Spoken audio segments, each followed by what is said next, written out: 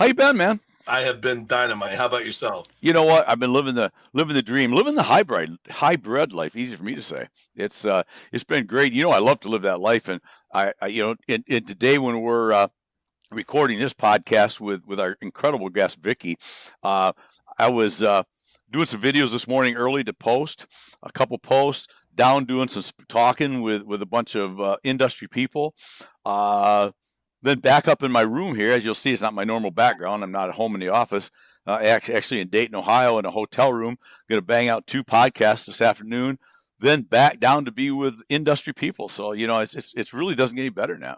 Yeah, a lot of people don't realize that we rack and stack. And whenever I say that, what we mean by that, guys, is Randy and I will a lot of times put stuff in the can, if you will, and do a kind of a pre-recorded interview. And then, when we post them on Friday in the future, that's the reason we do it. But, I literally had the internet go out last week, and I was just telling Randy off camera that, it happened again today. So, that's another reason we do it, is just in case something does happen, we're always available for you with the live live on Friday, and then the audio on Monday. So I'll tell you what, as uninteresting as all that is, how about we get to the guest? We should, but there's one point I want to make for all you watching the vlog part of this. We look way better on Mondays on the audio. You and I. I mean, incredibly better. It's amazing. I know. Well, as funny as we are, and as much enjoyment as we do with talking to each other, let's see how we get Vicki. Let's do that, because look for everything. I know we're funny, but no, yeah. we wore through that in the first 3 seconds. All right, let's go. All right.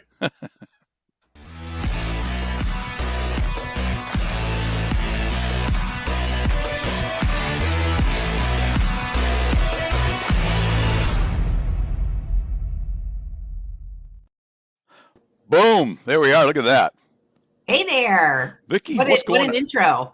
Was that good or what? Huh? That was awesome. I even like the graphics and the sounds and everything. And then that's all good. That's all even better. That's all Wes. Yeah, Wes did all that. I do. And we were talking about that the other day, Vicki. We are obviously, well, I don't say obviously, but our intro to the I guess I call the true podcast platform. It's on Spotify and Apple, I don't know, wherever Wes puts us. It's got a different intro, right? And I always listen to that every week to try to figure out which one I like best, because I like them both. But does it vary from week to week? No, the intro is always the same. Oh. Well, I mean, what we talk about is different, but I mean the bumper is a little different. Oh, okay. Or the different between shows. We do a different one for the audio than we do for the video version. So. Oh, okay.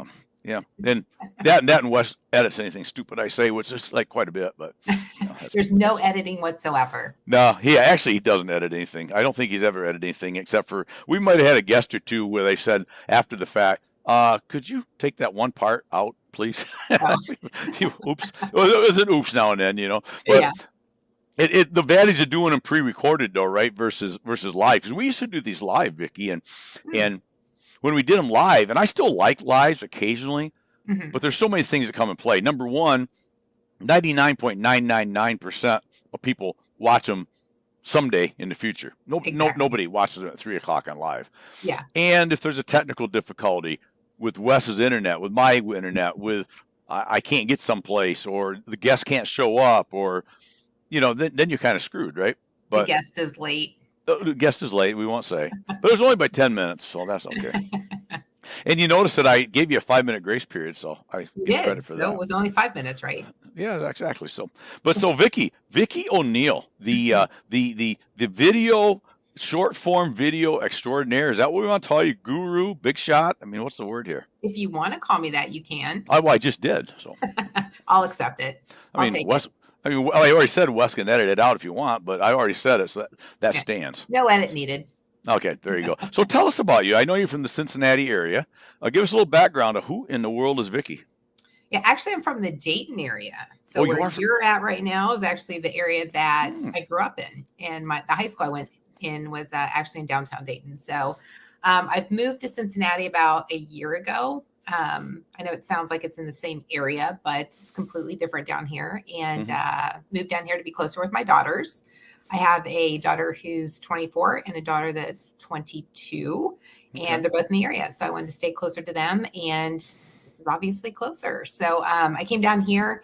My background is in different marketing and sales roles and in different industries. I haven't been one of those people that's just like, I'm going to go and be this and work for this type of company. I've kind of experimented with different companies and different roles and always wanted to kind of do more. But at some point, like around 2012, I knew I wanted to do something on my own, have my own business. So I established KMK Marketing, which is my business, more as a side hustle, and then really turned into it 100% in 2019. And at that point, I was doing more marketing, sales, alignment, digital marketing. And then it was in 2000, it was like the end of 2019, I realized that I wanted to focus on video. The reason being is I was challenged with getting on camera. And actually, it was like right in the beginning of 2020 when the pandemic hit. And there was a live streamer called Pat Flynn. Are you familiar with him? I know the name. Yeah. So he's like, you talk about video extraordinaire, live streamer. He's an inventor. Like, he's a great person. And he did this thing where he went live every day at the same time for 365 days. It was interesting. It was fun because it was a great opportunity to network with people around the world, connected with a lot of great people. And then a group of us kept saying, you know what, we should do this. Not every day, but maybe just start live streaming. So I was like, I can do this. It's completely different, as you know, from doing live shows. It's a little bit different doing live streaming than it is recording. But it was my way of saying, I was evaluating and looking to see, is video really a fad or is it here to stay? And I'm like, I think it's here to stay, but I'm not sure. So let's just go ahead and dive in and figure it out. So all of that at that time was normal video. And then in the last 6 months, I've honed in more on short form because of this thing called TikTok. You might have heard it. I've heard of it. I get on there now and then. I get on it more now that I figured out that I don't have to dance with goats, because that's what I used to be. I thought I was just doing some like stupid thing, right? Yeah, a lot of and people there's plenty of that, but I yes, I do use TikTok, and I have a reason why I use it. Now I want to get your opinion on it as the pro in a minute, but we can continue. I'm sorry, I kind of. I mean, that's the reason though. It's just that there's so many people now that their attention spans are super short, and they're gravitating towards those platforms like TikTok, Instagram Reels, YouTube Shorts, that they can actually watch something and just keep scrolling. Like, the attention spans, unless they're looking for something specific or they want to learn how to do something, most people are now looking at short form videos and they're educating what they needing to get in a quick, short, succinct way, and then they move on. So I wanted to be able to tap into that and help people learn how to use those platforms and how to get their message across in a short, succinct way that's effective and also engaging. So I help people do that. That's awesome. That's awesome. And so, you kind of hit on it, but short form, are we looking at, in your opinion, short form at basically 60 seconds under, or what do you define as short form? Yeah, it's typically labeled 60 seconds or lower because 60 seconds is what's across all the platforms. Right. So YouTube, the max is 60, and I will preface it, it's actually 58 seconds. It's not 60. Oh, it is For whatever 58. reason, YouTube adds a second or two when you upload it. So it can't be 60. But anyway, 60 seconds is essentially what's available on all the platforms. Yeah. And of course, Facebook and Instagram's all 60, right? Instagram Reels is 90 seconds. Oh, Instagram is 90. Okay. It's 90, and then TikTok is 3 minutes. Yeah. So when you put together short form videos, do you just do a 60-second or 58-second that you can use in all platforms, or will you do the same subject matter and maybe be more time specific to the different platforms? Does that make sense? Yes, I've tried it both ways, and for my sanity and time purposes, I like to create one video and then upload it to all three. Okay, which means then you got to go technically 58 seconds. Exactly. But I don't actually, a lot of my videos aren't that long. I like to keep them shorter because I know that people will only watch like 7 to 13 seconds. And unless it's like they've got to have that information, they'll go ahead and they'll leave and go to the next video. Right, right. So if you can keep it shorter, then you can have people watch the entire thing, which helps with getting more eyeballs on the video. And there's a whole, strategy behind that. Right, right.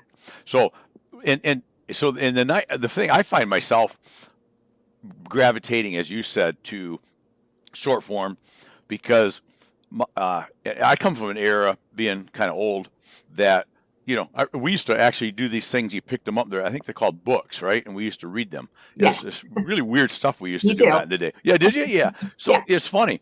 So I still maybe have a little longer attention span than the average 25-year-old would have. Yeah. But I have been, so I'm going to use a word, technologicalized. I don't even think that exists, but I wasn't even sure I could say it. But I just made that up. But that's mine, by the way. You can use it. We're friends. So, but I find myself to be the swipe lefter too, right? I mean, I've watched some things on TikTok last night. I couldn't go to sleep, so I'm watching them, and I want to see what's going to happen. But it's like, okay, we're 92 seconds. I don't care anymore, right? Yeah, exactly. Way to go, Wes. I love it. He should say word by Randy. Word by, that's it. Oh man. But I finally I didn't want to see what was going to happen. Yeah. As much as my attention span told me I don't want to see what happened, right?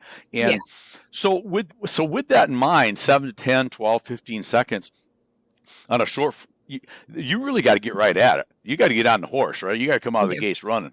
Yeah, exactly. We actually talked about that today in my 4-day video challenge where yesterday we did the planning. So we wrote out like the different points that we want to create in a short video, and having a hook. That's the most important thing. You have to say something at the very beginning that's going to draw people in so they want to continue watching the video. Then the 3 points, short, succinct, to the point, move on, and then a call to action. And you can get all that done in less than 30 seconds if you do it effectively. Well, you do them very effective. I love your videos. And aren't you doing some, am I mistaken, where I don't know how you do this. I'm not technologically advanced or enough to do this. Yeah, whatever that word was.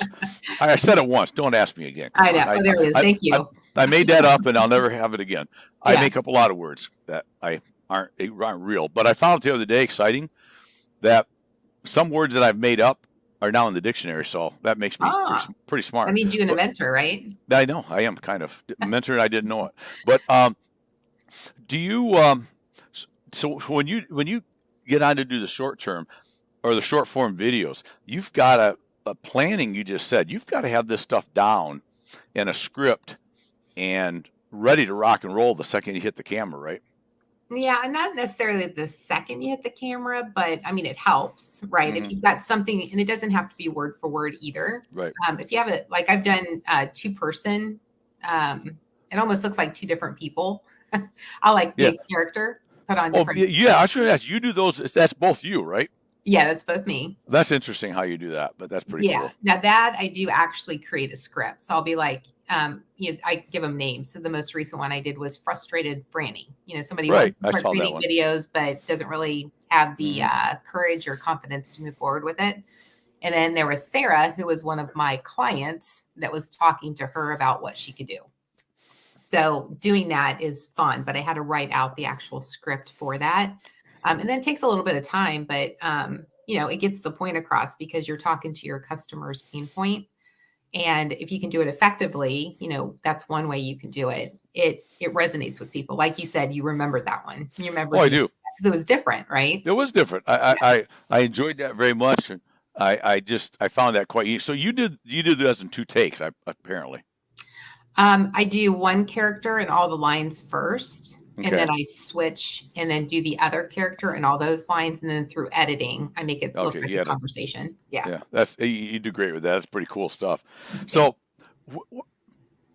when you, because I know a lot of people, I'm going to guess with everybody that you work with, everybody's biggest reason they don't do video, outside of maybe they just don't believe in it, which is a huge mistake in my mind. Yeah. But secondarily, we talk about that in a minute, but secondarily is fear, right? Everybody's afraid. Everybody's afraid the second they turn the camera on. They're afraid whether it's being recorded or whether it's live, they're just somehow afraid to make a video. And why is that? I mean, I guess I know why it is. That's probably normal. But how do you get past that? How do you recommend people that's never done these kind of things? Because I know you and I do a lot of different things. Mm-hmm. I don't think you could find a time probably now that you could call me and say, could you jump on this thing in 13 seconds? And I say, yeah, what's the link? What's the login, right? Mm-hmm. Because you develop a comfort level, right? Yeah, exactly. But what do you do when you don't have that comfort level, but you know you want to do them? How do you get past that fear? And that's a great question. And it's asked very often. And there's different ways that you can do that. It depends on the person too, and really what the fear is. A lot of times it's because we never see ourselves unless we're actually looking in the mirror, right? So sometimes that can be a little bit off-putting because the camera might switch it and you look different. Plus your voice sounds different. You know, when I'm talking, I can hear it, but when it comes through on the other end and I do a playback, it sounds different. Right. So there's some psychological things tied to that you just over time, you just have, you have to accept it. There's nothing you can do with that, right? Right. But if it's getting on camera, there's so many different baby steps that you can take before you actually get to that point that most people are fearful of, which is putting it out there for people to see and then be judged or, give them negative feedback or comments on that video. But getting up to that point, not that needs to happen by any means, but I was telling people yesterday and today in the challenge that if the most that you want to do, you're not comfortable getting on camera, all you have to do is just record a video, delete it. Record a video, delete it. Just keep recording and deleting. At some point, you will get tired of deleting it. And you'll say, let me record it and keep it. And then you go and you keep it. And then you keep doing that until you're comfortable to take that next step. Now, let me actually record something that means something outside of, hi, this is Vicki, doing something just to get comfortable. So there's steps that you can take to get up to that point of having comfort on camera. So, and that brings me, I just made a note here. I'm not doing crossword puzzles. I'm actually making notes. I'm looking at the camera, so I can't see you anyway. Oh, okay, good enough. So, question, done versus perfect, because I think some people feel like this has got to be this Hollywood production, right? And that's, in my opinion, is the 100%, 180 degrees inaccurate, right? Nobody expects perfect. Nobody wants perfect. Actually, if it's too perfect, it probably is a turnoff to most people, right? Perfect is boring. Yeah, nobody exactly. wants perfect. People want relevant. They want to see people because that's what they relate to. So perfect is, to me, it seems like you're hiding something because it doesn't exist. So if you're trying so hard to make something perfect, then what are you hiding? What do you care? We're not perfect. We're imperfect people and we need to celebrate it.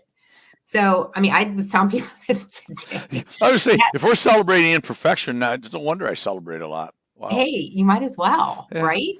That works. That works for me. Exactly. Works for me. So if you look at my videos, like that 2-person video that I was telling you about, where it was like the conversation, I was telling people too, because they were like, how do you record that? So I was kind of walking them through it. But like when I was going to record that, this is just showing imperfection and how you just move forward, is that I had planned 2 completely different like outfits and looks. I had a different top, like a sweater I was going to put on. I was going to pull my hair back. I was going to put glasses. Like I had a whole completely different look. And I was recording it at the park, so I didn't have my home and everything here. So I go to the park, I do first character, I go to do the second character. I forgot all of it at home. And I'm like, I am so not going home to get that stuff. Yeah. Luckily, I had like a sweater thing over a sundress. So I was able to take the sweater off and then just kind of like pulled my hair to the side and kind of try to look different. There you go. It's funny, in the video, you can see the sweater sitting on the picnic table that I was sitting at. And I'm like, all right, well, if anybody can't figure it out, that it was just, it's just exactly. Stuff like that happens, right? So you just have to kind of work through and be like, whatever, it's fine. Exactly. So I found, and I'd like your professional opinion on, when I started doing videos and when I started doing podcasting, I would watch every video I did online. I'd watch every show that I did. And 99% of the time, I will not watch a podcast that I either host or guest on back. I don't watch it after it's done. I don't watch any videos that I post. Mm-hmm. And I don't know if there's a right answer or not. The reason I don't is I feel like, to me, I started to become, all I do the next time I do one is I'm concentrating on what I picked up that I didn't like, and I'm trying to Mm-hmm. self-correct Mm-hmm. instead of just being natural and either talking to a guest, talking to a host, or talking to the camera doing a video. So do you have a preference? Do you have a belief that you ought to look back at your videos, and maybe more at the start, to see if you majorly screwed them up, right? But once you're somewhat comfortable with doing them, Yeah. um, I don't. I mean, I do a fair amount of videos a week for different things, and I don't think I never go back and look at them. Is that normal? Is that I think it's right? normal not to. And I only Okay. do at the beginning and even now before I publish it, because sometimes my audio will get messed up. Mm-hmm. So I posted a video at one point and it was like you could hear the audio, and then all of a sudden there was a part of the audio that was gone for some reason. And then it came back and I'm like, what just happened with that? So for that reason, I'll like hit different parts just because I want to make sure that everything's there that it's Okay. supposed to be. But like I won't watch the whole thing through. And then once I publish it, I'll again check different points to make sure that everything's there, but I don't watch them. Yeah. I mean, it's a waste of my time. I already know what I said. I edited it. I know what I Yeah. look like. I don't need to, I Yeah. don't need to watch. Yeah. Yeah. Yeah. That makes sense. Yeah. I just wondered because that's I found out when I first started doing, Wes and I started doing this Building Wins Live together. I can't far. I don't know how far we're in, 180 episodes or something, maybe. I don't know. But I watched every one, 30, 40 minutes. Oh, And I'm wow. going, I Yeah. remember everything we talked about. I don't know why I'm doing it. It almost become redundant. Yeah. But like I said, more than that, it didn't take me long to, as I said, I started looking at mannerisms, and I shouldn't have done that with my hand, and why did I look away to do something? And at the end of the day, we're doing a podcast. We're not doing the Huntley Brinkley nightly news here, right? Yeah. And Exactly. so I post them and go. Of course, Mm-hmm. the advantage of having the great and one and only Wesley Wyatt is that he makes sure everything goes out right anyway, so I don't worry about anything. Yeah, But exactly. Well, I think we are our own worst critics, right? So, I mean, exactly. we're going to point out those things, but chances of anybody else noticing those things or critiquing you for it are pretty slim. Mm-hmm. Well, and I think that comes into play if you're doing subject matter or whatever you're talking about. If you feel like you know enough about it to talk about it, you probably know as much or more than most people that's going to watch it anyway. Yeah. And I find the same thing if I'm doing a talk someplace with a group. I don't worry about it because you know what? You didn't have enough guts to get up here and do a talk. I do. Number two, I probably know more about what I'm doing, or they probably wouldn't have asked me to do it. So Exactly. Yeah. basically, I don't worry about that stuff. And plus, I just don't have I don't have feelings particularly. I don't get my feelings hurt very easily. So I I'm whatever. emotionless. I'm emotionless. Whatever. If you don't like it, I don't care. I'll have a Dr. Pepper. I'm Yeah. fine. So what would you say to businesses that, in my opinion, I don't want to be too overly pounding in the face about this, but I don't need to do videos. It's stupid. I don't need to do it. It doesn't matter. Yeah. What do you say to that to people? Or what lasts? It's just a fad. I don't think any of that's true, but that's my opinion. What do you say to people that go, I don't need to do that? There's no advantage. Yeah, so there's so many stats I would be prepared to share with them on how many people are online watching videos every day, the different platforms they're watching videos, why they watch videos. It's something like, I think it's 89% of people who watched a video of a product or service from a company that they weren't familiar with yet actually bought the product or service. Wow. Because of the video. Mm-hmm. So there's so many different, I always like to tell people that a video is the second best thing to being in person. So if you actually want to have conversations with people who are your clients, because those are the only people who can buy, machines can't buy. So, Right. People are your customers. So if you want to connect with them in some way, not meaning like, an emotional connection with them, but get their attention, because people want to do business with people. That's one way to get people's attention is through video. And because not everybody's doing video, it might be the way to stand out as well. So if that company, maybe it's that industry, they don't want to do video for whatever reason because they want to stick with things that they know work. But how much money are they leaving on the table by not incorporating video into their marketing or how they're doing their outreach? There's more than one way to market your brand. And if you're not entertaining or at least testing these different types of media, you're really missing out on something. Podcasting is another one, right? So there's different things like that if you're not doing it, I'm 100% confident that you're leaving money on the table. Yeah. And I would agree with that. And so, and that's probably why it's important to broadcast or to post your videos on multiple platforms, right? Because there's different, I mean, there's a lot of crossover. I like this world. And so I go to a lot of platforms and look and see what's there. Some people probably have their one favorite that they kind of tend to go to, but it's like what you just said. I want the whole audience that's available, right? And so if I just go to, I'm a B2B kind of guy. I mean, that's the nature of my business. So LinkedIn tends to be the best platform for me. Mm-hmm. But I also realize that I have some of these same people that they get some redundancy if they catch me over on Facebook. But also, there's some of these people that may be on Facebook that may not be on LinkedIn. Same thing with Instagram.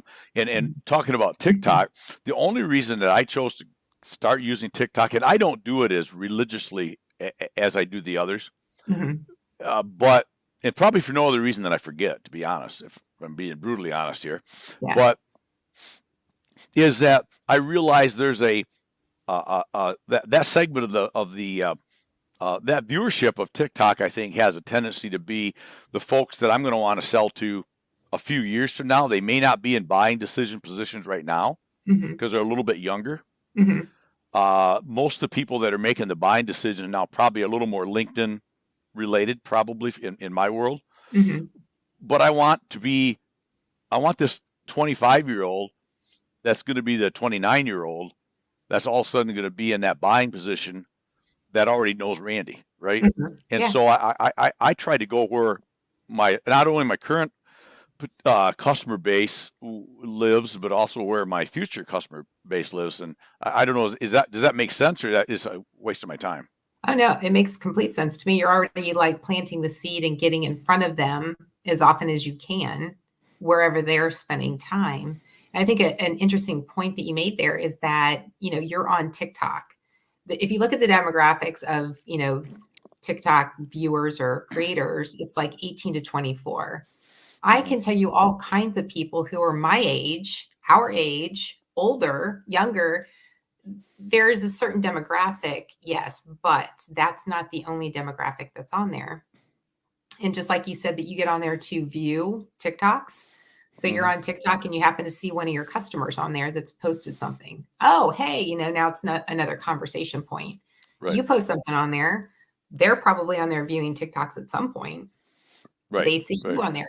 So I think we have to think of where we're spending our time and where we're placing like our content based on where our customers are, or ideal customers are spending time as a business person and also as a person, like in their personal lives.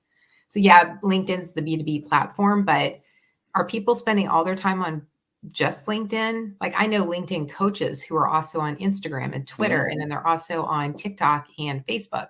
Like, yeah, you kind of have to think beyond that. I think people kind of get stuck in that mindset that you're only on one platform, or, if you're 50 years old, you're not on TikTok or Instagram or anywhere. It's like, no, people are in all of these places. You just don't know because maybe you're not having conversations with them or not doing the research or keeping your finger on the pulse with the latest technologies to see where they're actually spending time.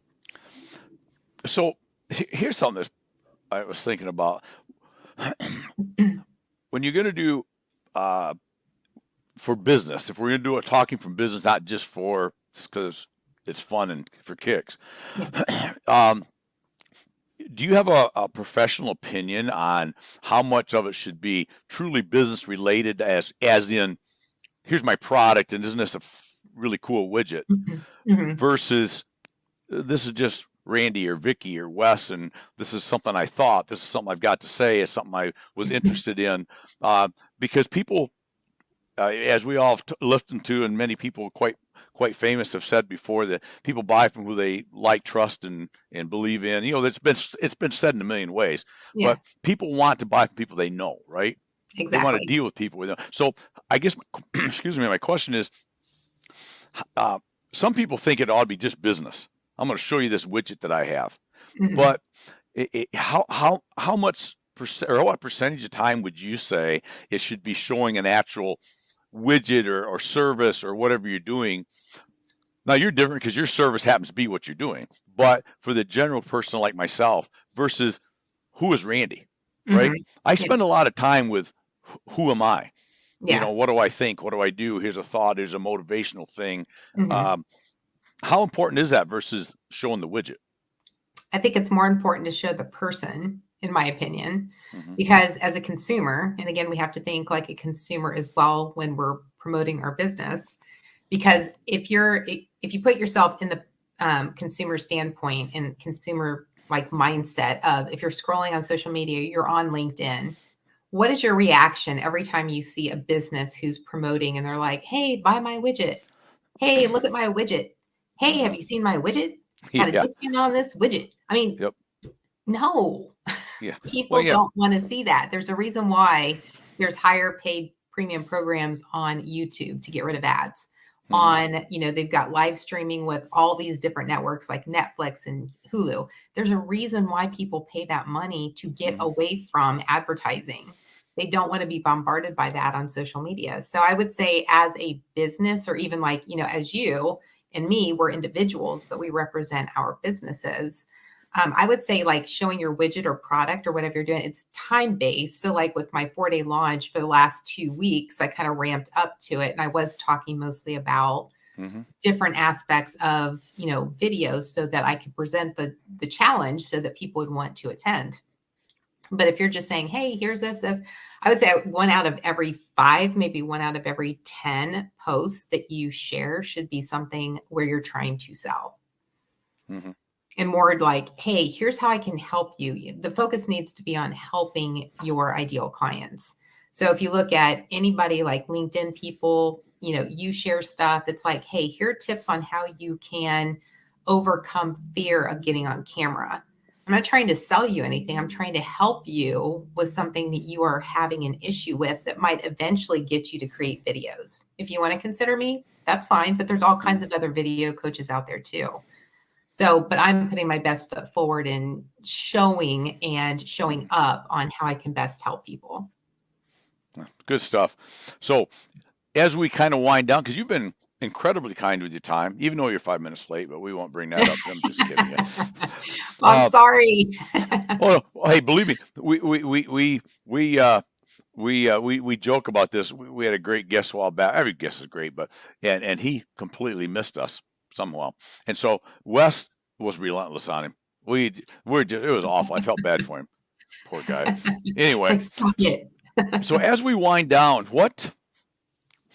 uh, how do they get a hold of Vicki? Mhm. And well, it's right up there. Look at that, Wes. Quick. Perfect. He is Uh, a step ahead of us. he is. That's usually the case. Yeah. But so, in a nutshell, who would be who should contact Vicki, and why should they contact you? What are you going to do for them?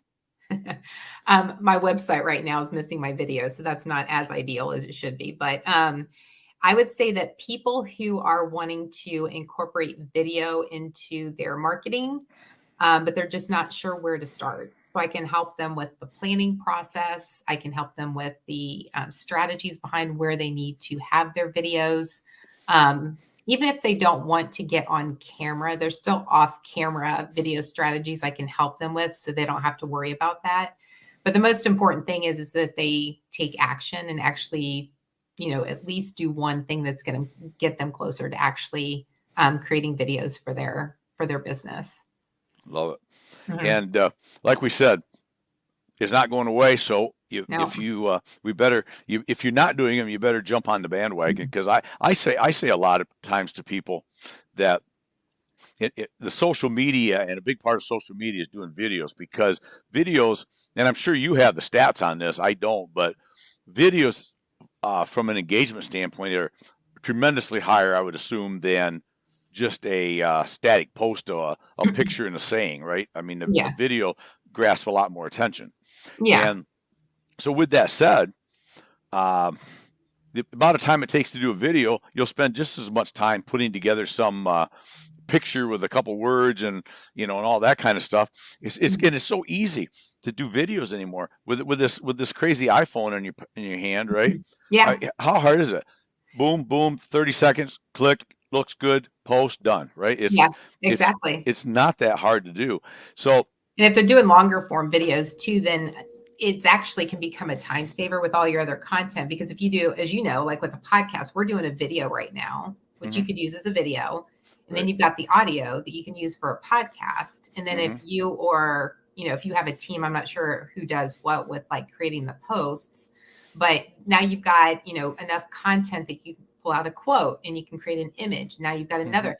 So you can take one video, like longer form video, and create, 8, 10, 12, 20 different pieces of content. Oh, right. And to me, that's a time saver. Oh, you're not reinventing the wheel constantly, and it's reinforcing one message. Oh, absolutely. And a good example of that is, of course, we're recording this right now, but, and of course, so I'm not looking at my phone right now, but Wes has probably already popped up a screenshot of you and I talking about, hey, we had a great guest today. Watch for the upcoming drop of the video or of the podcast with Vicki O'Neill, right? There's plenty of ways to keep re-promoting those same things, and like you said, pulling out little snippets here and there, little sound bites.